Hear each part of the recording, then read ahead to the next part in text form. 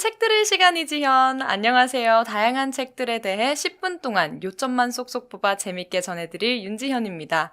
네, 오늘은 쉬센장의 하버드 첫 강의 시간관리 수업이라는 책에 대해 나눠볼 텐데요. 이 쉬센장이란 분이 자기계발서적 베스트셀러 작가라고 합니다. 그만큼 많은 사람들에게 원동력이 되는 책이 아닐까 싶은데요. 이 하버드에서는 정규 교과 수업뿐만 아니라 다양한 수업들을 제공하는 것 같습니다. 역시 성공한 사람들은 공부뿐 아니라 많은 자질이 요구되는 것 같은데요. 저희도 그런 사람이 될 수 있도록 오늘 책 듣는 10분 더욱 집중해서 들어주시면 좋을 것 같습니다. 셀럽이 선택한 책 듣는 10분, 하버드 학생들의 꿈을 이루는 도구, 쉬센장의 하버드 첫 강의, 시간관리 수업을 들려드립니다. 당신의 인생을 사랑하는가? 그렇다면 시간을 낭비하지 말라. 왜냐하면 인생을 이루는 실질적인 재료가 바로 시간이기 때문이다. 똑같은 출발선에서 시작했는데도 시간이 지나면 어떤 사람은 성공하고 어떤 사람은 여전히 뒤처져 있다. 시간이 지날수록 두 사람의 거리가 좁혀지지 않는 것은 하루하루 주어진 시간을 어떻게 사용했느냐에 달렸다. 수많은 명언 중에 시간의 소중함에 관한 글을 가장 많이 남긴 벤저민 프랭클린. 가난한 집안에서 태어나 정규 교육이라고는 초등학교 2학년을 배운 것이 전부인 그는 미국 건국의 기초를 다진 인물이며 $100 지폐에까지 등장해 성공의 대명사가 됐다. 그런 그의 성공 비결이 남다른 절제와 검소한 생활, 그리고 무엇보다 철저한 시간 관리라는 것은 이미 널리 알려진 사실이다. 모든 일을 시간에 정해놓고 하라. 언제나 유용한 일을 하라. 이렇게 강조하는 프랭클린은 정해진 시간 계획에 따라 하루하루를 보내며 인생 계획을 세웠다. 너무도 유명한 3-5-7-9 시간관리 법칙. 이것은 일 9시간, 수면 7시간, 식사와 여가 5시간, 독서와 자기계발 3시간이다. 그는 이를 평생 철저하게 지켰고 늘 지니고 다녔던 일정관리 수첩을 바탕으로 만들어진 프랭클린 플래너는 현대인에게 가장 이상적인 시간관리 도구가 됐다. 수많은 업적을 기리기 위해 프랭클린에게 명예박사 학위를 부여한 하버드 대학은 시간을 소중하게 여기는 그의 정신을 가장 잘 계승한 곳이라고 할 수 있다. 올해로 382년의 역사를 자랑하는 미국에서 가장 오래된 세계 최고의 명문 하버드 대학은 47명의 노벨상 수상자, 32명의 국가수반, 48명의 퓰리처상 수상자 등 다양한 분야의 인재를 배출한 곳이다. 또한 최근 미국 경제지 포천이 선정한 글로벌 500기업의 CEO를 가장 많이 배출한 곳이기도 하다. 더불어 100년의 역사를 자랑하는 세계 최초이며 최고의 경영대학원인 하버드 비즈니스 스쿨 졸업생의 평균 연봉은 전 세계 경영대학원 중에 가장 높다. 이러한 하버드 대학 신입생들과 MBA 수업에서 가장 먼저 가르치는 것이 바로 시간 관리다. 하루 24시간은 누구에게나 공평하게 주어지는 신의 선물이다. 그러나 어떤 사람은 목적 없이 흘려보내고 어떤 사람은 꿈을 이루는 시간으로 만든다. 깊은 밤에도 불빛이 꺼지지 않는 하버드 대학. 그곳에서 공부하는 학생들은 첫 강의에서 시간의 소중함과 시간을 가장 효율적으로 사용하는 법을 가장 먼저 배운다. 그리고 졸업 후에는 전 세계 곳곳에서 능력을 펼치며 성공을 향해 달려간다. 현대 경영학의 아버지 피터 드러커가 자기 경영 노트에서 일을 잘하기 위한 5가지 방법 중에 맨 처음 제시한 것이 시간을 관리하는 방법이다. 왜냐하면 시간은 남에게 빌릴 수도, 돈을 주고 살 수도, 저장해뒀다 꺼내 쓸 수도 없기 때문이다. 하버드 대학 출신으로 가장 성공한 기업가인 마이크로소프트의 빌 게이츠는 분 단위로 계획을 세워 시간 낭비를 줄이고 효율적으로 시간 관리를 하는 것으로 유명하다. 1분 동안에도 많은 것을 할 수 있다는 것을 보여주며 시간의 소중함을 일깨운 프랭클린의 정신과 일맥상통하는 부분이다. 같은 하버드 대학 출신의 페이스북 CEO 마크 저커버그는 심지어 옷 고르는 시간조차 아끼기 위해 매일 같은 옷을 입을 정도로 시간 낭비를 누구보다 경계하고 있다. 중요한 것과 급한 것 중에서 우선순위를 정하는 방법이 있다. 첫째, 중요하고 급하게 처리해야 하는 일은 가장 우선순위가 높다. 이를 우선 해결해야 다음 업무를 순조롭게 진행할 수 있다. 둘째, 중요하지만 급하지는 않은 일은 우리가 적극적이고 자발적으로 처리해야 하는 일이다. 여기에 해당하는 업무 처리를 잘하느냐에 따라 그 사람의 사업 목표와 진행 과정에서의 판단 능력을 확인할 수 있다. 셋째는 급하지만 중요하지 않은 일이다.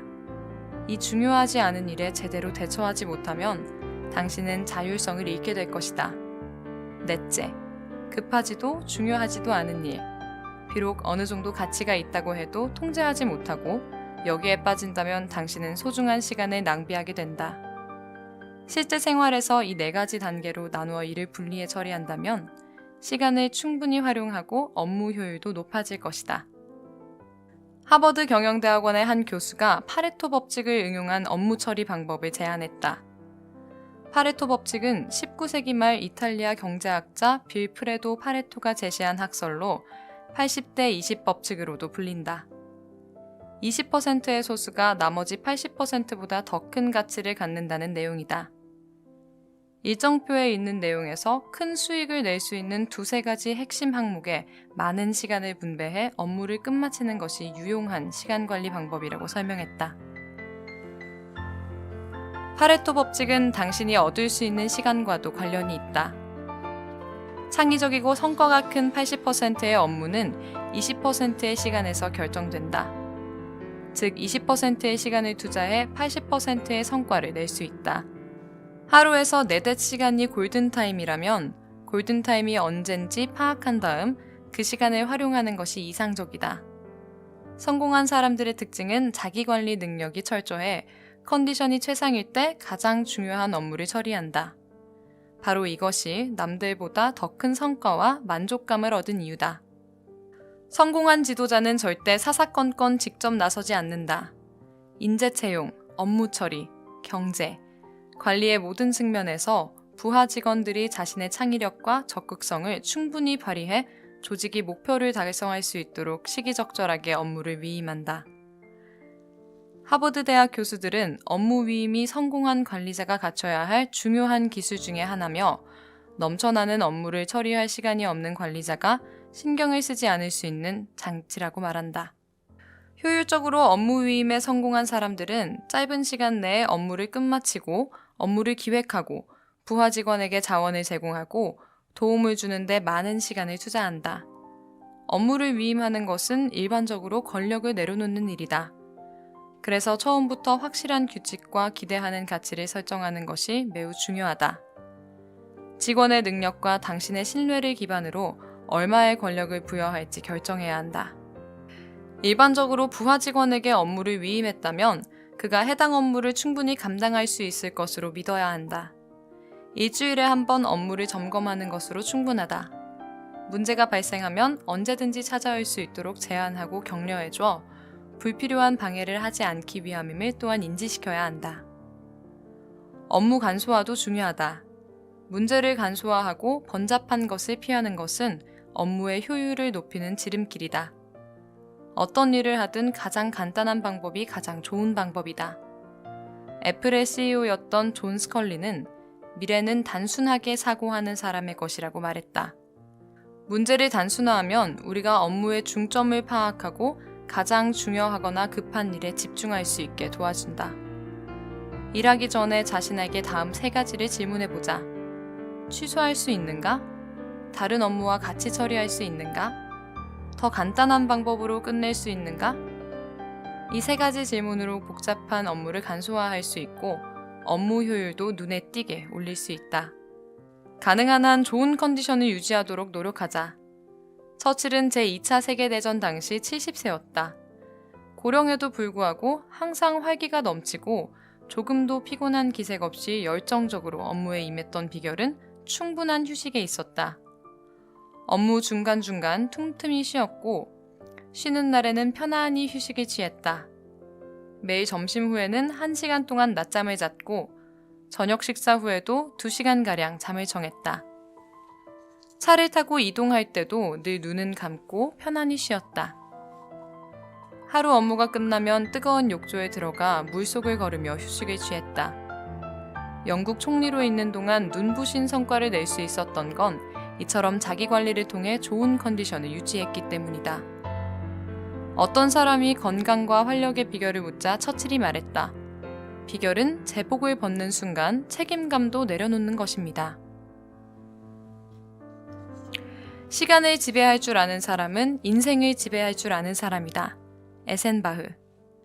변명 중에서도 가장 어리석고 못난 변명은 시간이 없어서라는 변명이다. 에디슨.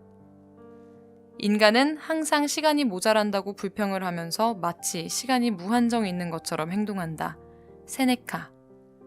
나는 시간을 낭비했고 그래서 지금 시간이 나를 낭비하고 있다. 셰익스피어. 오늘이라는 날은 두 번 다시 오지 않는다는 것을 잊지 마라. 단테. 내가 헛되이 보낸 오늘 하루는 어제 죽어간 이들이 그토록 바라던 하루다. 소포클레스. 오늘 식사를 내일로 미루지 않으면서 오늘 할 일은 내일로 미루는 사람이 많다. 카릴티. 네, 오늘은 정말 의욕 뿜뿜 열심히 살고 싶게 만드는 그런 책이 아니었나 싶네요. 또 한편으론 내가 얼마나 많은 시간을 허투루 보냈을까 자기 반성도 드는데요. 하지만 제가 느낀 건 뭘 하든 간에 느끼는 바가 있고 생각하는 게 있다면 의미 있는 시간이라는 겁니다. 정말 아무것도 안 하고 멍하게 누워있는 시간이 낭비하는 시간이겠죠? 여러분들도 매 순간 느끼는 바가 있고 생각하시는 바가 있길 바라며 오늘도 여기서 마무리하겠습니다.